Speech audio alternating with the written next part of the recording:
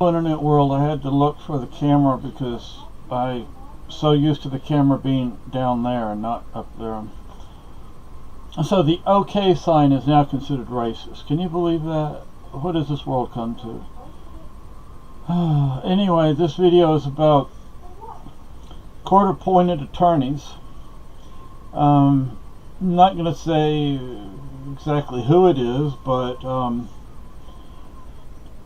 let's just say a family member of mine right now is dealing with a court case, and we're not able to afford an attorney for him, so he has to use a court-appointed attorney. He has 3 different cases. Each case has a different attorney. If we could afford a private attorney, I would think the private attorney could handle all 3 cases. Since they're all cases in the same state, I won't say what state it is. I will say generally, or I'll say that it is roughly in the greater northeast United States area. These attorneys, some of them are just overworked, and I understand that. If they're overworked, I understand that. But some of them aren't any good. They're just not good attorneys. One of them can't understand what he says, and he's been admonished by the judge in that particular case. He's been admonished at least once by the judge. He may have been admonished by the same judge or other judges in other cases. I don't know. But you can't understand what he says. So that's how he sounds. How could somebody like that graduate from college? How can somebody like that get their law license? I knew somebody back in San Antonio. She had graduated, but she could not pass the bar. She had taken the bar exam multiple times, and she could not pass it. Of course, she was always drunk also.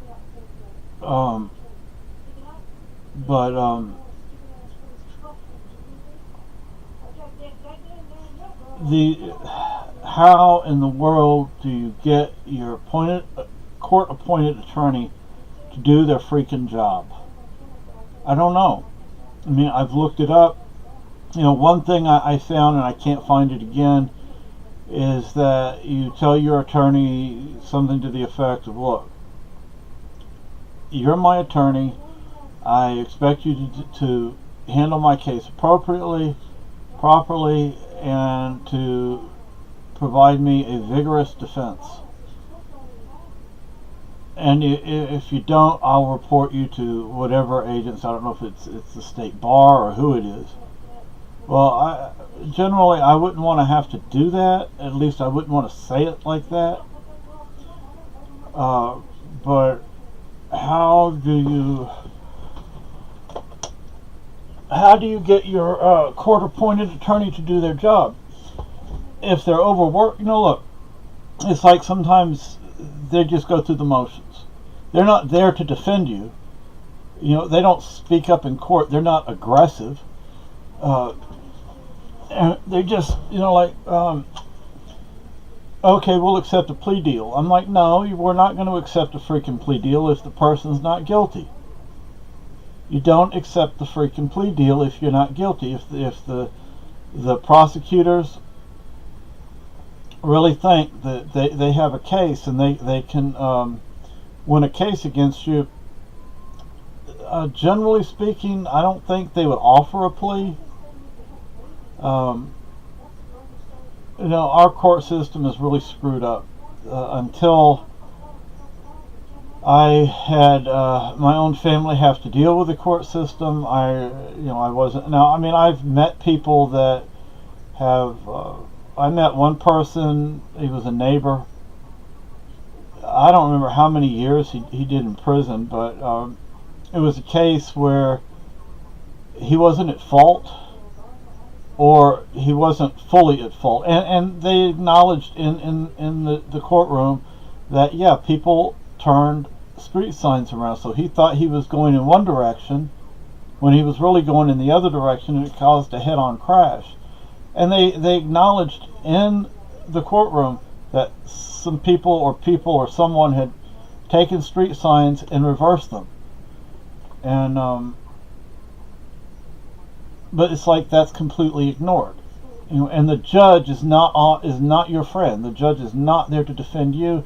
The judge is more likely than not going to be on the side of the prosecution. So I found an article that talks about how, hold on, let me look at it real fast.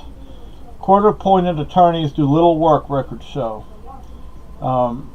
Court-appointed attorneys, some of them are overworked. Some are just not getting paid enough to do the job they need to do. Some aren't not getting paid for the money. They're not provided the money they need for research, for investigations, for interviewing people. It's like they're going out of their way. In order to do their job, they have to go out of their way to get the job done. And how in the world do you deal with this? One case this person is dealing with, the person was here at our house at the time, asleep. And, I'm like,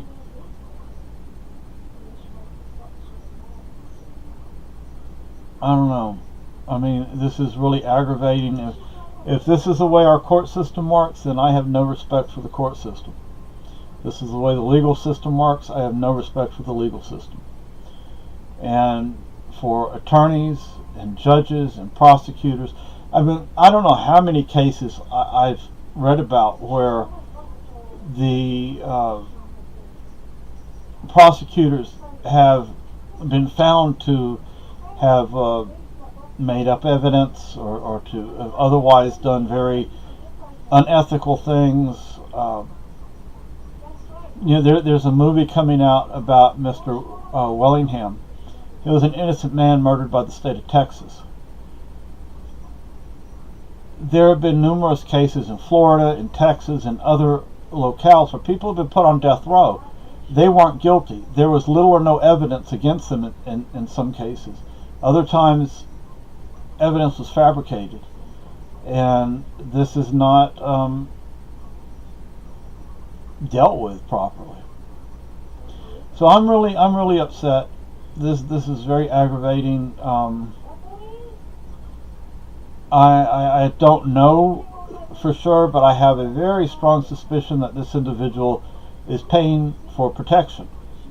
This person will not admit to that, but I think the person is using commissary as a means to pay for protection.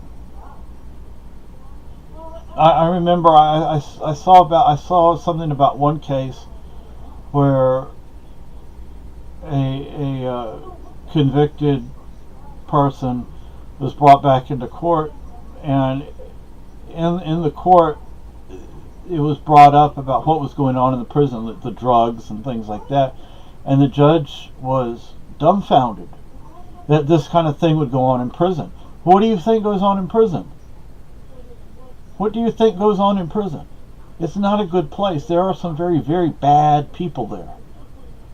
And then you take a person who's not all that bad and you stick them with the really bad people, and what do you think is going to happen? Either that person's going to get eaten up, or that person's going to become a bad person. Very few people will be able to stay a good person, at least while they're there. And then adjusting to the outside world, it's like they do 5, 10, 15, 20 years, and then they just open the door and say bye, and what in the hell are they supposed to do? I mean, really, what are they supposed to do? I mean, I have no problems acknowledging there are very bad people in prison. I just said that, right? But there are also a lot of people that haven't done that bad, or the charges are false, or the charges are exaggerated. The incident is overblown. And how in the world do you get a court appointed attorney to do their freaking job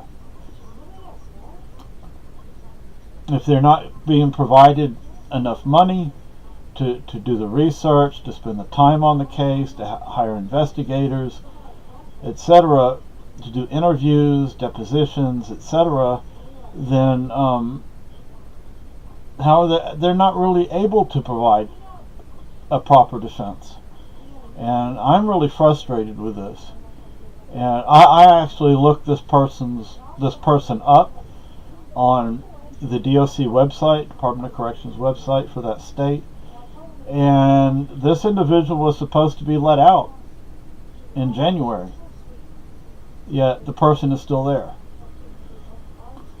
The maximum release date was January, and this individual could wind up getting several years. And if that person gets several years, that means prison, not jail.